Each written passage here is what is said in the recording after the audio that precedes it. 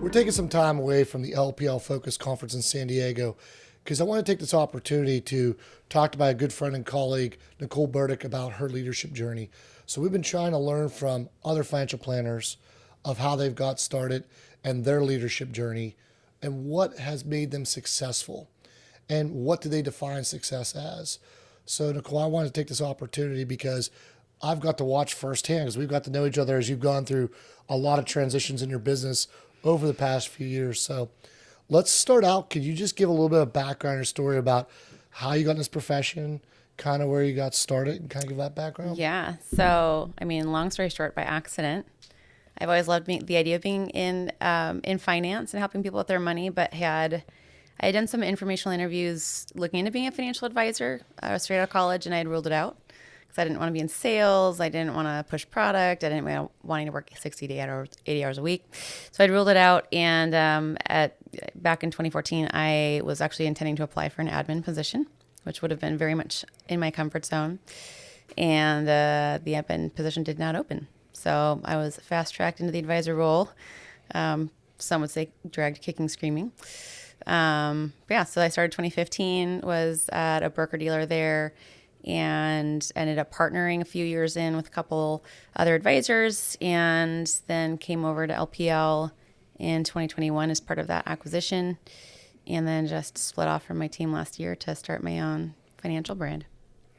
So I know from some of the conversations we had, that was one of the hardest decisions you told me in your life was splitting off from a successful group. I told you I wasn't going to do it. Right? You're solo, right? I think you said you're going to leave your team, and I said, absolutely not. You take that back. Well, that's true too, actually. So we were talking about teaming, and we did a predictive index assessment. Yep. I said, these are great people, a great team, but this is not the right culture fit and need for you. I said, you're going to end up splitting at some point in time, right? And I said, you don't know what you're talking about. I have such transition fatigue right now. So talk to me a little bit about that leap of faith. What got you the confidence to make that leap of faith? And tell me about that journey of making that leap of faith. Yeah. So, I mean, I don't want to turn this into like an LPL commercial, but the structure of the broker-dealer before would not have allowed me to do it. The structure basically would have resulted in my payout going from 80% to 50. Mm-hmm. And I couldn't afford to take that. And I also didn't have resources. So I would have been, if I left, it would have really been just me. So after about a year at LPL, I was kind of starting to realize, my payout wouldn't be that impacted. They had other sources, other services I could subscribe to. But it was also coming to focus last year and attending a breakout session talking about magnetic branding, Sam Russell. And I remember her saying, if you have a magnetic brand, you're going to attract your ideal client and repel anyone else. And because me and my partners, the way that we work with people is so different, there was no way that I was going to be able to attract my ideal client and repel anyone else without accidentally messing theirs up. And so I remember basically walking out of that room being like, I have to leave my team. And I love them. So it wasn't I wanted to leave the team, but it's just it sunk in, if I actually want to do what I want to do, which is to really have a brand that's something that I can build this for myself, where I'm focused on women and able to show up the way I want to, that wouldn't reflect them. And so I would have to leave. So it sounds like that kind of inflection point, that obviously a lot of things led up to that point, but Yep. The inflection point was Samantha Russell Yep. talking about a brand. Yep. And it sounds like the real compelling reason was not that you had a bad team, not that you wanted to be more successful. You wanted to be true to your unique, authentic self and brand. Yep. And that's really what compelled you to do that? Yeah. Well, it was funny. I walked out and I said, I need to leave my team. And then I don't know if it was hours or days, but I was like, nope, actually, that's too scary. I'm not going to do that. So I just stuffed that back down. And it's probably a few weeks later where it was actually my business partner that pulled me aside and, basically said, hey, I am observing some behaviors in the way they're doing things. And I'm not pushing you out, but it would appear as though you're wanting to do your own thing. So I'm just curious, do you think you actually want to stay teamed? And at that point I was like, I am loyal. I am too scared to leave. And so, of course, I just cry and I'm I feel like we're breaking up and I'm just all emotional. I'm I never will leave you guys. And I went home and talked with my husband about it, thought about it. And I came back the next morning and I said, actually, you're totally right. I do want to do my own thing. I've already submitted my new name to compliance, which I was able to push through in one day. And I basically looked at the calendar. We were, barely started Q3 and I was like, we should just wrap things up by the end of Q3. That's 6 weeks. And then that gives us one final quarter to wrap things up before taxes. And Yeah. So it was like it was one of those things. Like I actually look back to some notes that I'd taken probably at a Focus like event with my former broker dealer and in 2017. And there were these big, huge dreams, like lofty ambitions, like being able to have an assistant. And there's a second one, there's have an assistant, something else. And then I remember writing down have my own brand. And I remember that one just feeling like, from my understanding, the things that I would have to do to get to that point were things that I was not willing to do. And so it just seemed like this thing like that would be perpetually out of reach. And it was crazy going back and finding that note and remembering how it felt to write that. And then be like, dang, I gotta like write down like we'll win $1 million in the lottery or something. Like this writing things down, like they happen. And I have so many other examples of that too, but it was just crazy looking back and seeing that specific one. And you know, it's funny too, like just thinking like the timing and how quickly things move. I remember being at Focus last year and just totally fangirling about getting to meet Sam Russell in person, who was, you know, with FMG, getting to meet Sarah LeBlanc, who's in the marketing department at LPL. I was just like, I felt like I was so cool to take a selfie with them. And then within the following year, Sam Russell invites me on an FMG webinar about my website. I like land in their top, you know, websites, especially like on the women's side, top female led websites for like the year. And then just today I was on a marketing panel with Sarah LeBlanc, also very focused on my website. So it's crazy what can happen in one year. I'm just disappointed because I was at Focus last year and I did not know Sam Russell was speaking because I kind of fanboy over her man. too. Love one of my favorite followers. We got to get her back. So what I heard in there was a couple different things. And so one of the things is you had to have the tough conversation. Yeah. But what I've heard in there was once you've set your mind or your heart towards something. Good luck changing it. well, not only that, but others around you. Yeah. I talk about this all the time. Like I've had to fire very few people because by the point it gets to firing them, they know They've opted. They've opted out because you know it. So it's, and what I'm hearing in there is you found that North Star, that thing which you keep coming back to is the brand. Yep. And I've also heard that you're also writing it down, right? And Yep. and visualizing that goal. But it seems like we were talking about between Sam, you mentioned your husband and talking about the decision. You talked about the resources at your broker dealer. So it sounds like you have a big team or support system to help you make this leap of faith. Can you talk a little more about those? Yeah, I mean, I feel like it's even like more than that. I have my mastermind group of women in business. So, I mean, I co-founded that in 2016, probably, maybe in 2015, probably 2016. And so we've had this group of 6-ish women. There've been a few come and go, but we've been meeting twice a month for however many years that is, 7. And so that's been huge because they see potential in me and, you know, help me call out limiting beliefs. And they were surprised it took me as long as I did to leave my team as well. And then I've quickly connected with some pretty impressive financial advisors within LPL who've done really cool things. So I've got them as well. And yeah, so just like a lot of really wonderful men, but also really powerful women. So just this, and yeah, and then even with LPL, just I feel like there's a lot of people within the corporate office that are just like they're excited about what I'm building. It's like it's not just like a practice. I really feel like it is a brand, and it's like a feeling. Like when you go on my website, it just feels different, and that's kind of what I've been trying to build. Is like I have a financial practice. It is a business, but I'm like trying to build like this community of women that are empowering women and feel excited about like mastering their money. And yeah, I love when I like show my business card or show my website and they like literally describe exactly what I created. It's a little surreal. So it sounds like what you're saying, not just having a support system, but a support system of cheerleaders that are encouraging you to chase your goals. Yeah. So you mentioned there you've been blessed with all these male and female financial planners that have surrounded and supported you, this broker dealer. Can you talk a little bit about maybe someone is thinking about launching and making that move? How do they find that support system? Like, how did you surround yourself with these people? Yeah, I mean, I feel like it's very different depending on where you're starting from. So I mean, my clients, I didn't even take them with me because they just were mine already. There wasn't any moving to be done. But I feel like I don't know, like just talking about what I'm doing and like I was getting really clear on what I wanted to create. And the more I've talked about it, the more there's just been this momentum building. And if you've got a lofty goal and you say it out loud, they're going to ask you about it the next time they see you.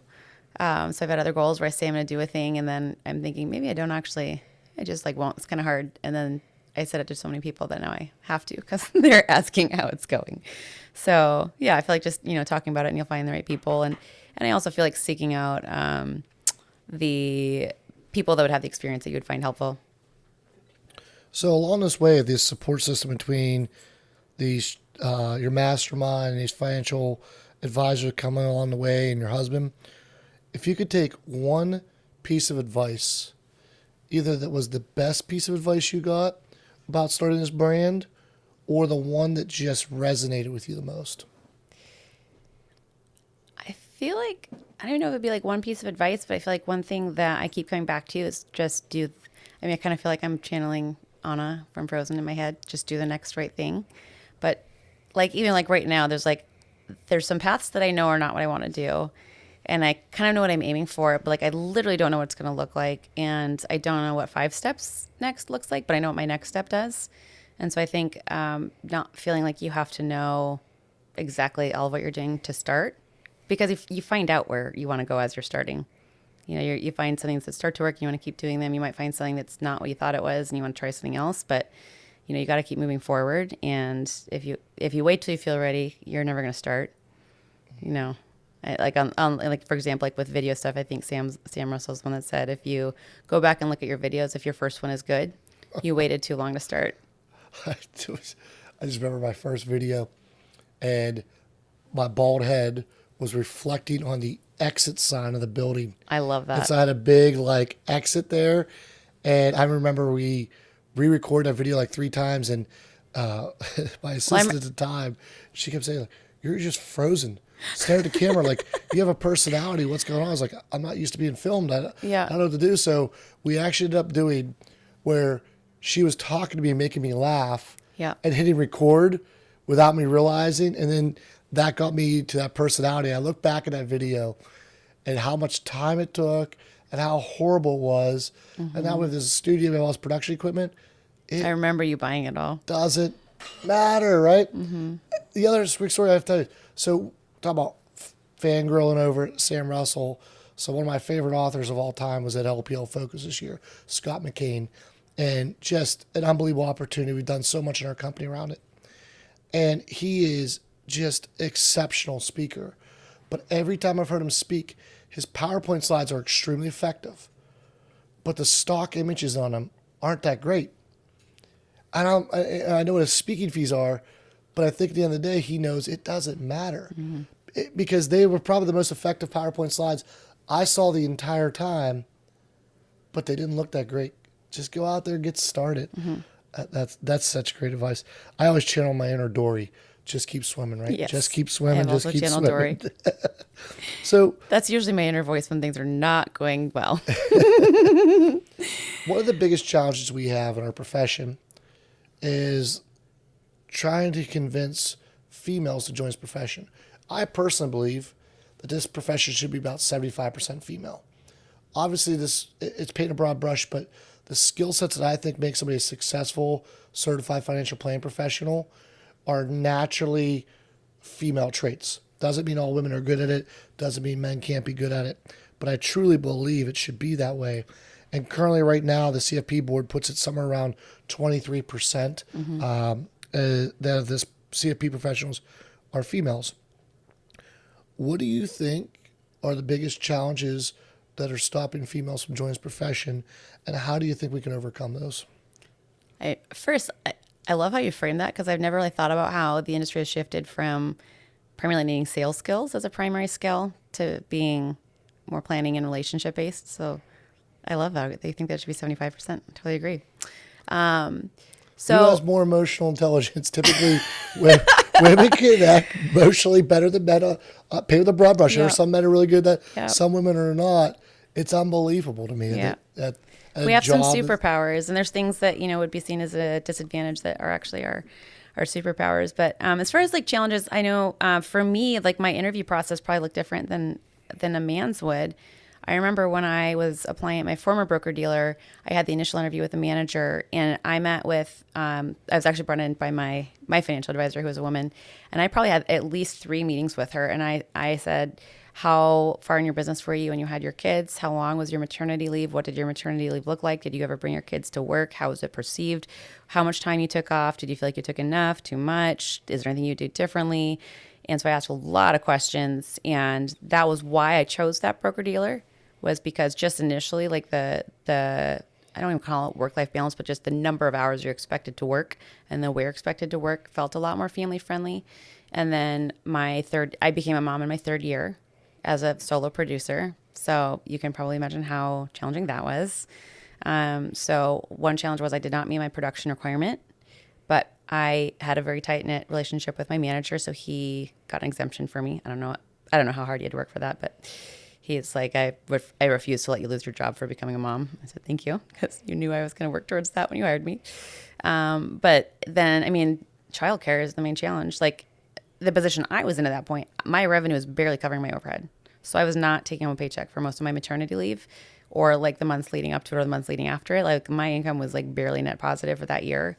And so I was relying on people volunteering to watch my daughter. I was trying to scrape together like $7 an hour for a friend that was a stay-at-home mom to watch my daughter 1 day a week. And so like my coming back from maternity leave, I was like coming back 1 day at a time. Like I started off with 1 day in the office and I was bringing my kids to work and my business partners were holding them. I have pictures of me at like the fancy swanky business restaurant. And I've got one with Scott holding Abby, staring at the menu with a Prudential wholesaler. I've got another one with him holding Andy, 5 months old in both pictures, with like a different wholesaler, like Lincoln or something. But, which was great too. I mean, that's been part of my journey. And like hands down, there's those moments like if my manager hadn't gotten me exemption, I would have lost my job. If I hadn't had a lady from church offer to watch my child eventually, like basically for free 2 days a week because she didn't have grandbabies around, I would have had to give up my job. If I didn't have business partners, they're okay with me not being full time for real. I mean, I haven't come back to full time yet. I'm pretty close right now at 4 days a week, but yeah. So they're just really understanding, and it wasn't like this. I have to allow this because I'm supposed to be supporting women. It was like, you are so good at this job. What do we have to do to make sure you stay in it? Mm-hmm. Right. And yeah, so I think that's been it. And yeah, I don't know what the answer is. It's just solving the childcare thing, but that's definitely been the biggest challenge for me. So if I hear you correctly, one of the biggest challenges is maternity leave and supporting women around that. And I think that's a really difficult topic to figure out the problems right now in this conversation, and we just need to start working towards that. But what's a solution you can think of quickly that we could propose to start doing today to encourage more women to join this noble profession? I think that one thing that would help is like getting really clear on, I think like flexibility is the answer. And obviously when you're the one running the business, you can't just, easily switch into a gear of doing whatever someone else needs and that still works for your practice. But I think getting really clear on, the areas where you can be flexible in. Maybe you do need them to come into the office 1 or 2 days a week, but if they can stay home for a certain amount of that time, just being as flexible as possible. And another thing that I think is going to be that will make a really big difference is just having someone that has done it before. It is so much easier when you've seen it modeled. Like, I don't know that I would have gone to the job if I didn't have Jody to, share her journey with me, because like there's some people where you're not comfortable starting down a path like that if you haven't seen someone else do it similarly. And like, I especially love seeing women at corporate levels, like at LPL, like seeing some of the videos that they've played at this event, that women are pregnant in the videos. There's women that are pregnant at this event, and just like normalizing that, and then just having the flexibility. And, I think there's a lot of loyalty that comes, I know at least for me there was, from the exceptions and the flexibility and just all of the ways that the people, and mostly men in my life, worked really hard to keep me in my position and to help me in whatever ways they possibly could, so that I could, keep my job. And now, it's so great for my family that I have it, but it took so much help from other people for me to make it to where I am today. We have a phrase that's ingrained in the baritone vernacular and it comes from one of the friends a leader that I'm friends with, is more is caught than taught. And we say that all the time. And I say to some of the females I know in this profession, it's not fair, but you have a bigger burden to mentor by being a female than we do as men. And I think everyone should mentor. that's I think there's a lot of ways we can solve the problem. And look, what do I know as a white male about how to solve this problem? At least you're not old yet. That's debatable.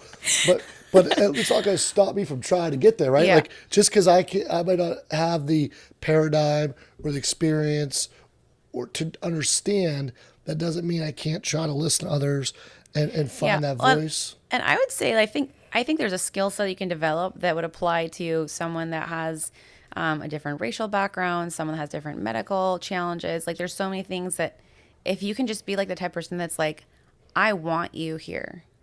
What do you need from me to make this work? Like what supports do you need? And then to like build that relationship so that they're comfortable saying like, I can't, like for someone to be able to say like, I can't do this amount of work right now. Like to have the ability for them to feel safe coming in and be like, I need to cut back somewhere. I need a little bit of a break. I need to like cut back a little bit. And obviously, comp structures, number of hours, that all matters. But to have that culture built where it's okay for someone at some point to say like, this is too much. And for it to be able to, tweak the job description a little bit, especially for a lot of people, it's a temporary need, right? Like maternity leave, you do recover eventually. And, eventually you get to a point where, the mommy and the dad is basically facing the same sleep deprivation issues, right? But, so I think that just building that culture and setting that expectation that you want them there so badly that you're not going to like, the second they're an inconvenience and need an accommodation, that you're just going to be like, well, you're kind of inconvenient to keep on staff, right? So, and I know you have a very intentional hiring process, so you would want to keep someone that you've gone through all that effort to bring on. But I think that if an employee knows that you're willing to do whatever you can, they're gonna be willing to do whatever they can to support your business. So this is a random one. Okay. What's your opinion on this? Would you rather have 12 weeks paid maternity leave or 6 weeks paid maternity leave that you pick where the weeks are? That one. The flexibility. Probably. Well, so one of the interesting pieces of advice that I got from moms was to go back to work as soon as you feel ready. Because for a lot of us, the hard part is around 6 months. So when we first have the baby, obviously you're out of the office because you're physically recovering. But there's a point where for the child development wise, and particularly in the context of like bringing your child to work. So like finding childcare right away is like very challenging, especially anything under 12 months. So sometimes flexible arrangements, you just kind of got to figure something out. But as far as like if you're in a spot where you can bring your child to work, that age before 6 months, they are so much more comfortable being in like in a car seat or like in a baby carrier or whatever. Once they hit 6 months, they want to start walking around and moving, and it's really hard to bring them to work and get stuff done. And I was so glad I got that because I kind of felt like there was this imperative, like you should want to be home for this long. And so like with my journey, I had a very early initiated, but really slow ramp up, right? So like I was probably coming to the office when they were like 2 weeks old. It was like I could walk from my house. I would walk to the coffee shop, grab my coffee. I'd go in, check my mailbox. I was getting my social fix, right? Like I'm not designed to be at a house all day long. And so I get my social fix, and I would probably check my email and try to respond to things maybe like once a week. So I was trying to still have that space, like bond, and mostly be focused on my new child. But I feel like I didn't feel super behind when I came back, and it really was a lot harder when, what the child was going through is just so different. So what I heard in there is sometimes I think, especially as males that have never had a baby, but just in general, when you start thinking through this, it's really every person's situation is so unique and the challenges are so unique. So the real solution is what the people you worked with before said, what can I do to keep you here, right? What can we do in this particular situation? Yeah, because it can be so different for each person. Like, we were really fortunate that both of our kids were able to eat well and sleep well. So that in and of itself sets us apart from so many other situations. And so I'm sure there's a lot of people out there listening to this like, yeah, the level of functionality that I had, and it's like the way that your body recovers and like what you're up for. And, and there's a lot of difference in accommodation needs between a mom that's trained a nurse and that isn't, or that's pumping, right? Like I was very comfortable letting that go relatively early compared to other moms. And it made it a lot easier for me to be present at work and be present at home because when I was at work, I was able to work and not have to be pumping. I hated pumping. And then when I was at home, I was able to be with my child and not trying to catch up on the work I didn't get done because I was in the bathroom pumping. And so, a mom that's trying to make it to at least 12 months or further than that, it'd be a very different accommodation need if they need to, have a private space to do that in the office. So really one of the reasons why we're recording this is that more is caught than taught, right? We just want to expose other financial planners in the profession to leadership and to paths of success. So one of the things that you and I have talked about recently is success looks different for everyone. So some people's success might be having $1 billion in assets under management. Another person might be a $30 million revenue or having, and we tie to these. So my big question is, can you define what success looks like to you? And what was your path to get there? And what does future success look like to you? And what's your path to get there? I think that I would define success. I mean, I'm kind of reworking what I want that to look like in the future. But at this point, success looks like my business bringing in enough revenue that I'm not worried about bringing in enough revenue, and while also being able to provide the level of service I want to my clients. And so that second part has been hard to build to because it requires, the amount of time I have available, and it's also the business revenue being enough to bring in the support staff that I need and what that looks like. But I feel like the balance I've worked out, I'm pretty close. Like the hours, I want to work Monday through Thursday. I don't really want to work more and I don't really want to work less. And so it fits within that. And so, I kind of hate the term work-life balance, but my life is doable right now. Like that's just overall, it's doable and it's working. I find a lot of, I get to work with clients that I like, that I feel like I'm a good fit for. And I feel comfortable and, financially stable enough that I can turn away clients that I don't feel like I will get along very well with or that aren't a very good fit for my practice. And there was definitely a season that, I felt like I had to take on every client, and, that probably backfired on me in the service needs and all that stuff that ended up happening on the road. But at this point, I feel very fortunate just to be in a position where I can really have control over what my client looks like. So next question I have is really a practical question.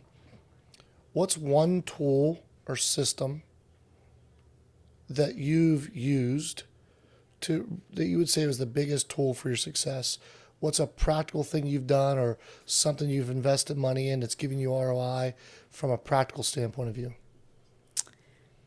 I feel like, not to I know there's things that are not just software options, but I honestly feel like the ability for my clients to self-schedule has been the biggest game changer, especially factoring in how cheap it is. So scheduling app for your clients has been... Scheduling app for my clients has been just a game changer because, I cannot tell you how much time... So there's the time that it took to email back and forth saying, hey, can you come in Thursday at 2 or Friday at 1?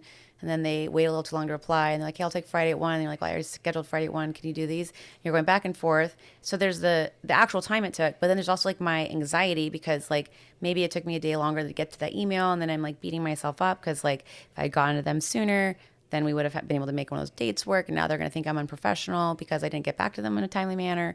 And it's just so easy. Like I can have people, they show up on my calendar and I often, good or bad, I usually prep no more than 1 day in advance. And there's times when people cancel last minute and they feel totally awful. And I'm like, it's really no big deal. I'll just like move around. I have projects I can work on and I'm not spending any time rescheduling them. They're able to reschedule their own appointments and and I think, that this is also a little bit of the culture of my company as well. They know that I'm flexible with them and I'm never upset with them for canceling last minute. Like I'm not going to come in on my day off, right? If I was coming on my day off, I'd be a little upset if they cancel last minute. But they're usually booking within my regularly scheduled hours, and then it goes both ways. So then if I had something come up, if my kid's sick, like it's just a two-way street. And so I feel like that it's kind of like it gets a two-pronged thing of like the self-schedule app technology-wise, but then also just the fact that I've built a culture of the relationship being both ways, flexible and respectful. So this is the last real question I have for you. If you were talking to somebody that's either a younger female that's joined the profession or a female that's career changing, and this advice could be for men too, but really, how do we reach that female that's thinking about joining this profession or recently joined? what would you say to them? I think I've been tuning into paying attention to what things light my fire, bring me joy, and what things will really drain my energy. And I would say learning to pay attention to those things and finding some sort of like mentor peer that you can kind of talk with those things with. It will ask those questions because I think that anytime you have any mentor, the most natural way for them to guide you is going to probably be a path that looks like theirs because that's what they know and that's what they've experienced and it's worked for them. And so there's probably an expectation that could work for you. But if you can have a mentor that's helping you like really tune into, you know, which parts you really enjoy. Like I remember being at a point in my practice where, so the investment management is not my favorite part of the job. And I can remember saying to my business part, I just wish that like there was a way to do so much of what I do, but just not picking the investments. And he was like, that is literally your job. And I'm like, I know, I just kind of hate that. And now with the firm I'm at, like I have to understand investments and I have to like care about investments, but I don't have to create all of my own models all the time. Like there's so many other support systems there. And now I can, if I wanted to just stop doing all that, I could just do fee-based plans. I could, whether it's a subscription or recurring or whatever, like I could do that. And so I've paid more attention to that and I'm growing the portion of my revenue, the portion of my time I'm spending is being more focused on fee-based plans because I love that a lot more and it brings me a lot less stress. And, you know, and then I'm also able to lean on support services in the areas that don't bring me joy. Well, I love that. That's such that old school mentality that our job So much is old investments. School. Yeah. So right? much old school No, mentality. my job's financial planning, giving advice, and sometimes clients need investments. It's just mind blowing there. But thank you for sharing your journey. Mm-hmm. More is caught than taught. Thank you for being willing to, I've seen at this conference, mentor and develop people. But this is why I love conference opportunities, to see people from all across the United States that are doing business in different ways. And I think there's a lot of people out there that can learn from us. So thank you for willing to share your story and help out other females in this profession. And thank you for serving your clients. Thanks for having me on.